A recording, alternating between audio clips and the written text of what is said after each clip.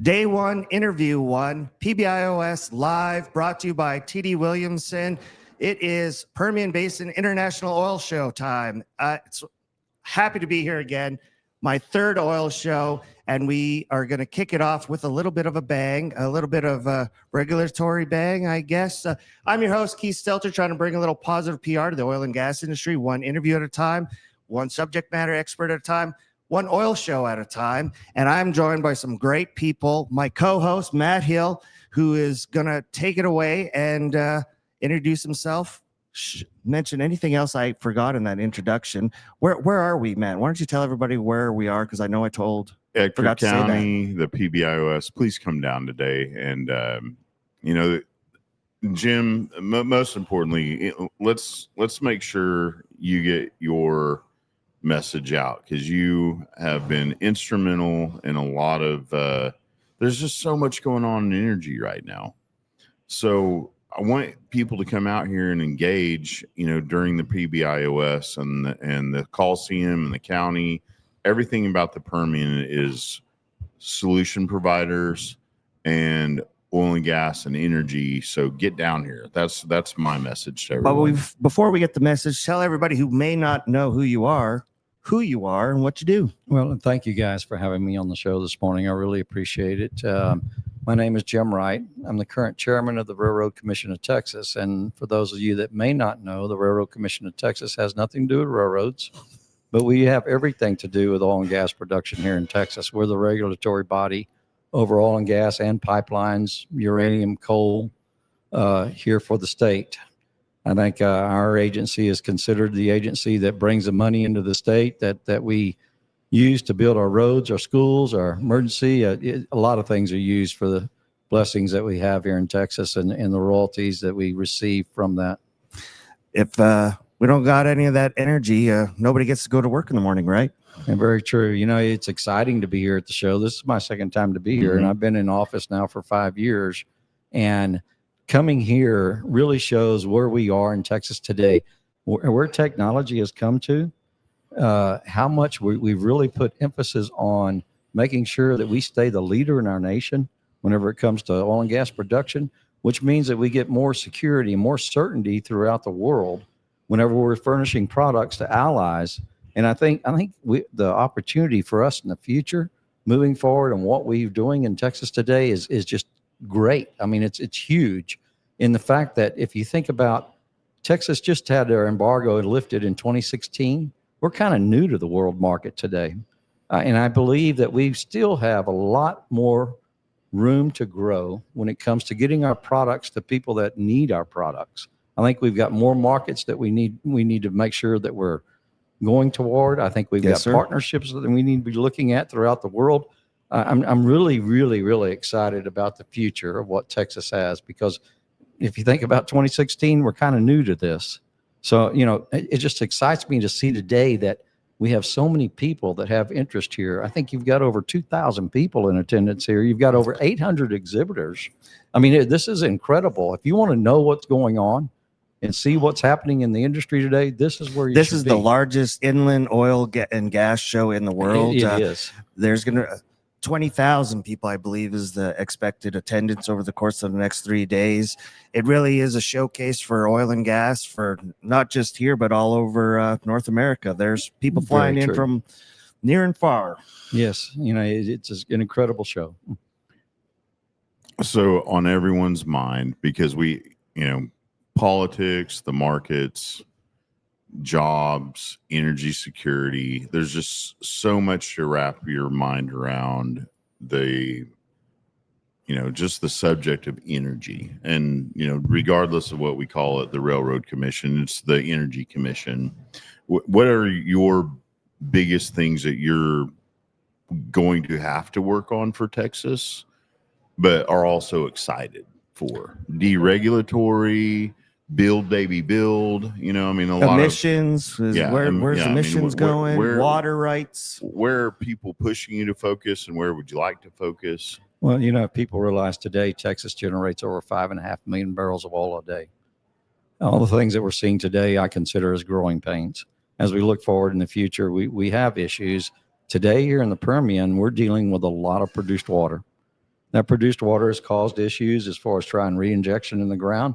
But if you look at the opportunity that we have just in the produced water side, today in Texas, we're in the worst drought condition I've ever seen anywhere west of the 98th meridian. I think there's a huge future to marry that produced water treated correctly into reducing those drought conditions that we find ourselves into. You're talking about opportunities and issues.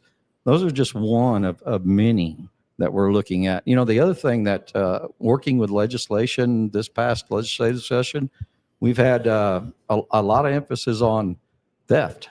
We've been experiencing a lot of theft in the oil and gas industry. I'm proud to announce that legislature passed a bill where now we can prop up a theft task force. Not only do we have people on that task force, but we've got subcommittees for that task force. It's something that I intend to dive in very deeply, because in the last numbers that I've seen just in theft is over $1 billion a year. I mean, that's huge. So that, that's another issue that we're enduring. The third is kind of what I said earlier. I think we need to continue to focus. I think there's a huge opportunity to focus on, what other markets can we move our products into that'll benefit the rest of the world? And that's the way Texas has always had the perspective on that, is where can we send our products to where we have good benefits for good people? With the prices being down, I think you're hitting the nail right on the head. A lot of people are worried right now because the prices are so low. Marketing's the way to go. I think you're exactly right on that. And that's my point in all this is, my new slogan today, and I've been saying it publicly here for the past year, is all oil needs to flow through Texas. And why do I say that? Because what happens to our market all the time is we have competitors, and I consider OPEC our competitor.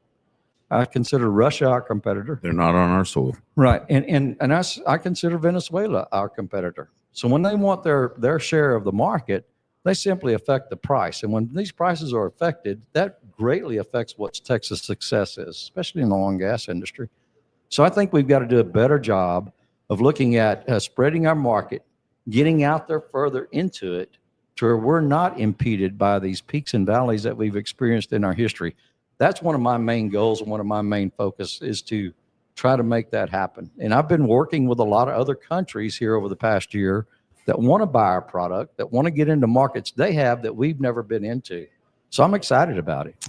My friend Steve Reese, he's going to have part of the first refinery built in 50 years, and it was an eye opener for me, really to pull back those onion layers and see how long it takes from the idea of, hey, we need our own refineries here to refine our own oil and gas, and that process of how long it takes to get built out. What can we do better because I think we are really good at performing on drilling and fracking and production. I agree. But yes. Those products need to get to our own refineries right here in America. What can we do in Texas? You hit on it a little bit earlier, Matt, and what are we looking at in the future as far as deregulation, trying to streamline these permit processes? Fortunately, we have a president today that's really gung-ho to try to achieve that. And a heck of an energy secretary. Yes, and a good energy secretary. That's right. We have a good cabinet today that's from the federal level. I'm very happy to be working with them as compared to the last administration. But I can tell you, with the main focus there is how do we bring things back to America? And refining is one of those big key things. I think today, given the current administration, that we're going to see a lot of ways that we can achieve those things in a timely fashion, in a safe fashion, but also at the same time improve what our economy looks like for America. I'm really excited. I mean, I think we're going to set procedures in stone moving forward in the future that future politics or the pendulum of politics will not be able to affect, and that's excited me. Well, thank you very much for sharing your thoughts and sitting down with us. We're at the Permian Basin International Oil Show here in Odessa, Texas, Ector County Coliseum. Are you here for just the day, or are you here all 3 days? I'm planning on being here all day tomorrow and at least 3/4 of the day. And if people see you, you mind if they come up and chat with you? Not at all. I encourage people to. If they've got any questions about us as a regulatory body, please do. Yeah, I mean, they have open doors at the Corporation Commission. You can, all right, well, sorry, that's an Oklahoma thing, the Right. Railroad Commission, but you know, they want your ideas, they want your thoughts, they want Certainly. they want our industry to participate with them to grow this industry and make it, you know, better. Yeah, no, thank you guys for having me on today. Appreciate it. It's very Matt. nice to Thanks meet for you. having me, and See you again. look forward to talking to you fellas again. See you around the show. Permian Basin International Oil Show, PBIOS Live, brought to you by TD Williamson. Stay tuned to LinkedIn and all the other platforms for some more interviews. And till next time, we'll be here at the Coliseum. Bye.